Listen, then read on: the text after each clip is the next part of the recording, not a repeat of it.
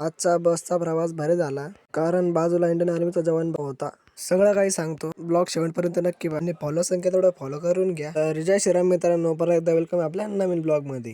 तर आज आपल्याला जायचं कोपरगावला, कारण मित्राच्या बहिणीचं लग्न होतं. सकाळी आवरून निघालो आपल्या बस स्टँडवरती आणि पहिलीच बस लागली आपली. आपण सायकलवर थांबलो आणि तेवढ्याच मित्राची गाडी येतो आणि निघून जातो आम्ही लग्नाकडे. तर लग्नाची लोकेशन फक्त 5 मिनिटावर होती, पण असल्या रोडमुळे काही जाता येईना लवकर. या रस्त्यावर धूर तर उडतच होती, पण खड्डे पण होते चांगले. मग आलो आपल्या लोकेशनवरती आणि घेतली गाडी पार्क करून. गाडी पार्क करून निघालो आपल्या कार्यालयाकडे. एक तर आपल्या लग्नात जायची टायमिंग काही चुकत नाही एकदम, त्यात एकदम प्रॉपर टायमाला आलो आणि झाली लग्नाची सुरुवात. लग्न वगैरे झालं आणि निघालो जेवण करायला.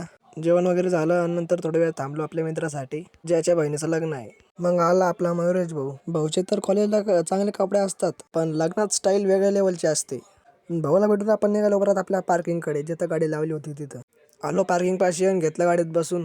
आणि हे आपले छत्रपती शिवाजी महाराज यांचा जन्मोत्सव लवकरच 19 फेब्रुवारी. आणि हा शिवजन्मोत्सव सोबत बलिदान मास पाहायला विसरू नका. त्याच रस्त्यात आपलं जनार्दन स्वामी महाराज मंदिर होतं, म्हटलं घेऊ दर्शन करून. मग निघालो मंदिराकडे दर्शन करायला. आणि तर आपल्याला DSY गँगचे 2 मित्र भेटून जाते, अविनाश भाऊ आणि मनीष भाऊ.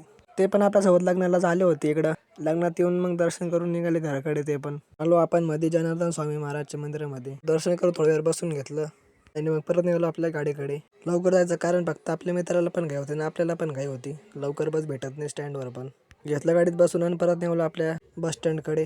मित्राने सोडून दिलं आपल्याला आणि निघालो आपण आपल्या बस स्टँडकडे परत, कारण की भाऊला ट्रॅफिकमध्ये एवढी गाडी जमत नाही, म्हणून भाऊने आपलं थोडं बाहेर सोडलं. इकडे आलो बस स्टँडवरती. पहिलीच बस लागली आपली. त्यात सगळी बसायला जागा नव्हती, आत पण बसायला जागा नाही. एक गाव येताच 2 सीटर रिकाम झालो. त्यात आपल्या बाजूला आलता एक इंडियन आर्मीचा जवान बसला होता.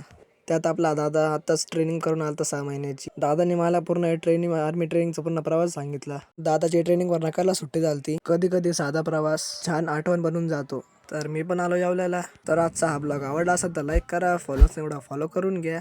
भेटूया पुढच्या ब्लॉगमध्ये.